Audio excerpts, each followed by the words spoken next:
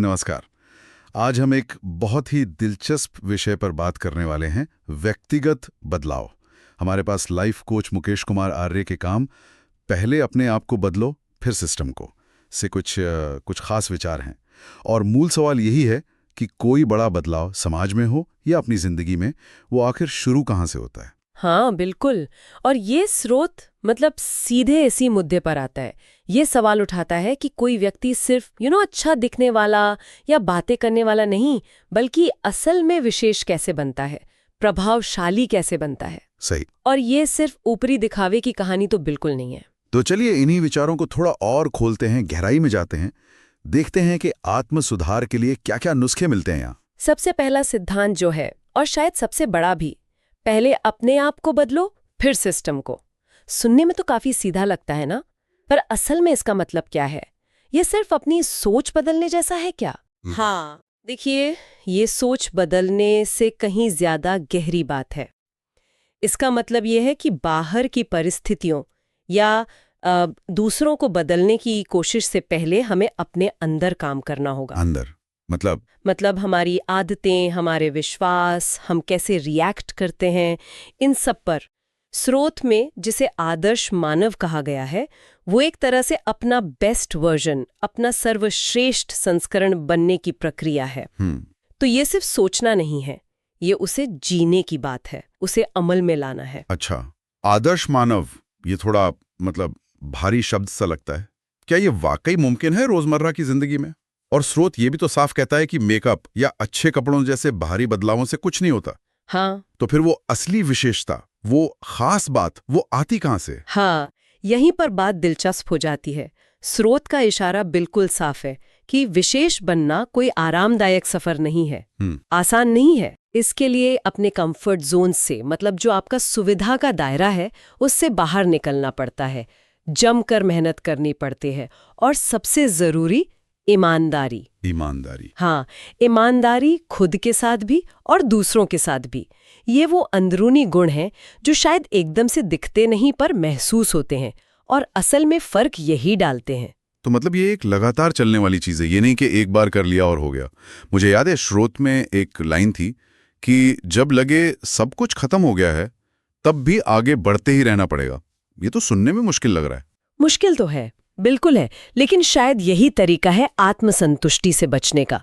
होता क्या है ना कि हम थोड़ी सी सफलता पाते हैं या किसी मुश्किल दौर से निकलते हैं तो लगता है बस अब रुक जाए। हाँ, अक्सर होता है। चलते रहने में है, चाहे वो एक छोटा सा कदम हो या एक छोटा सा कार्य, वो निरंतरता, वो कंसिस्टेंसी, वही कुंजी है। आप इसे ऐसे समझ सकती हैं कि छोटी छोटी जीतें लगातार जमा करते रहना। सही बात। और फिर कहानी में एक और बड़ा मोड़ आता है, अपने निजी स्वार्थ से ऊपर उठने का। स्रोत कहता है कि जब तक हम सिर्फ अपने फायदे का सोचते रहेंगे, तब तक बड़ा बदलाव नहीं ला सकते। असली तरक्की तब शुरू होती है जब हम दूसरों की सहायता के बारे में सोचते हैं। ये विशेष बनने से कैसे जुड़ता है? देखिए, अगर हम इसे पूरी तस्वीर में देखें तो ये जो फोकस में बदलाव है ना, ये बहुत ही महत्वपूर्ण है। स्रोत के अनुसार जब कोई व्यक्ति सिर्फ मैं और मेरा से आगे बढ़कर हम और दूसरों की भलाई पर ध्यान देता है, तभी उसका प्रभाव असल में बढ़ता है। अच्छा।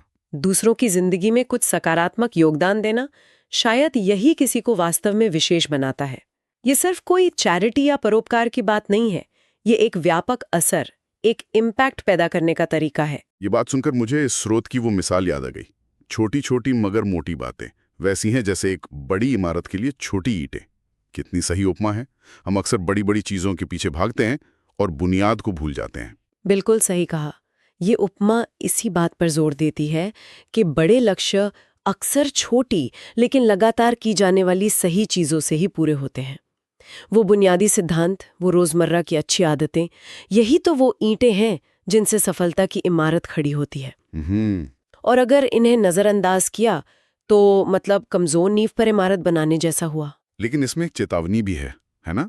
स्रोत कहता है कि अधूरा ज्ञान सबसे बड़ी रुकावट साबित हो सकता है। इसका क्या मतलब हुआ? ज्ञान तो हमेशा अच्छा ही होता है, क्यों? ज्ञान अच्छा होता है, हाँ, लेकिन अधूरा ज्ञान वो खतरनाक हो सकता है।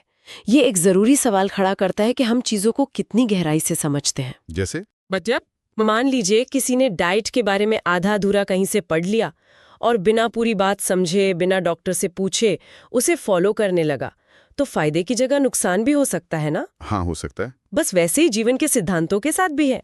किसी विचार को सिर्फ ऊपरी तौर पर जान लेना और उसे गहराई से समझकर, सोच समझकर अपनाना, इसमें बहुत बड़ा फर्क है। अधूरी समझ हमें गलत दिशा में ले जा सकती है या हमें आगे बढ़ने से ही रोक सकती है। तो अगर हम पूरी बात को समेटें तो संदेश ये है कि असली टिकाऊ बदलाव भीतर से शुरू होता है। हाँ, मेहनत लगती है, ईमानदारी चाहिए, लगातार सीखते रहना है और अपने स्वार्थ से थोड़ा ऊपर उठ के दूसरों के बारे में भी सोचना है। बिल्कुल। और वो छोटी छोटी चीजें। हाँ, वो छोटी चीजें, वो रोज के कदम असल में वही सबसे ज्यादा मायने रखते हैं। सही कहा। एक तरह से व्यक्तिगत जिम्मेदारी की बात है और लगातार कोशिश करते रहने का आह्वान है। कोई जादू की छड़ी नहीं है, ये एक यात्रा है जो चलती रहती है। स्रोत और अंत भी एक सीधे सवाल पर होता है जो सोचने पर मजबूर करता है। तो अब आप पर निर्भर करता है कि आपको क्या बनना है। इसी विचार के साथ हम अपने श्रोताओं को छोड़ते हैं।